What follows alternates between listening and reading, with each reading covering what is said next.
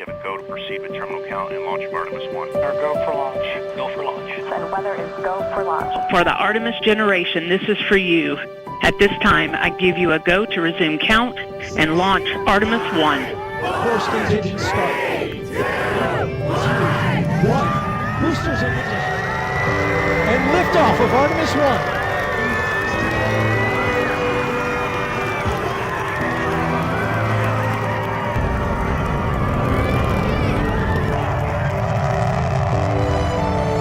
On November 16, 2022, NASA's Artemis I mission began a new era of spaceflight, testing systems that will take humans back to the moon and beyond. The Space Launch System built for Artemis I is the most powerful rocket in the world. Just how big is it? The Artemis rocket system reaches a height of 322 feet. That's taller than the Statue of Liberty, and it weighs an astounding 5.75 million pounds. That's like launching the weight of 450 elephants into space. It takes a powerful system of engines and boosters to get this massive rocket into the air and to propel the Orion capsule all the way to the moon. 2 solid rocket boosters burn about 6 tons of solid propellant each second to help lift the rocket off the launch pad. Assisting the boosters are 4 engines at the base of the core stage, which burn up more than 1,500 gallons of liquid propellant each second. Above the core stage is the Orion spacecraft. The launch abort system is a protection system for the crew during launch. The Orion crew module is where astronauts will go in future missions. Artemis I is an uncrewed test, meaning no humans are on board this time. The service module contains Orion's propulsion system, a single engine that will provide the spacecraft almost 25,000 pounds of thrust as it sends the spacecraft to the moon.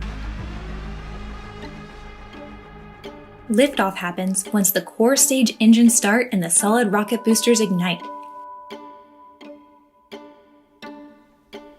The rocket rapidly gains speed as it lights up the sky.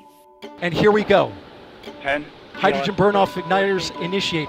7, 6, 5. Core stage engine start. 3, 2, 1. Boosters in ignition. And liftoff of Artemis I. We rise together back to the moon and beyond.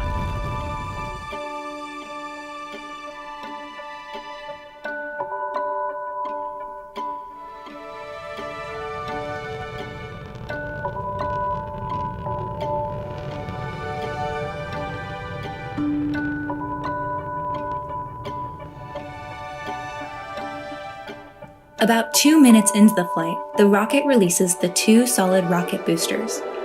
Standing by for solid rocket booster jettison and shortly thereafter.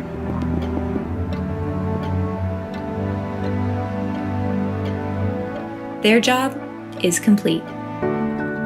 Confirmation that the solid rocket boosters have separated.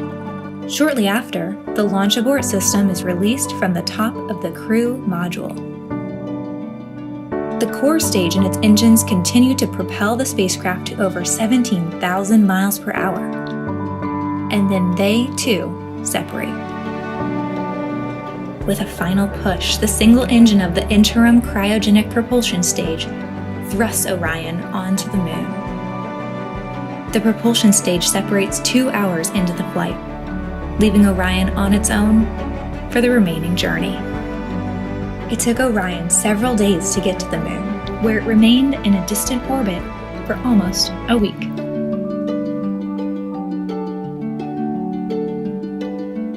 Then the spacecraft began its long journey home to Earth, where it faces the final test of the mission, re-entering Earth's atmosphere. Orion returns to the planet traveling 25,000 miles per hour, enduring temperatures nearly 5,000 degrees Fahrenheit. A series of parachutes deploy to bring its speed down to close to 20 miles per hour, so it can safely splash down into the Pacific Ocean. Artemis I was a historic step in sending humans back to the moon and beyond, taking the Artemis generation further than ever before.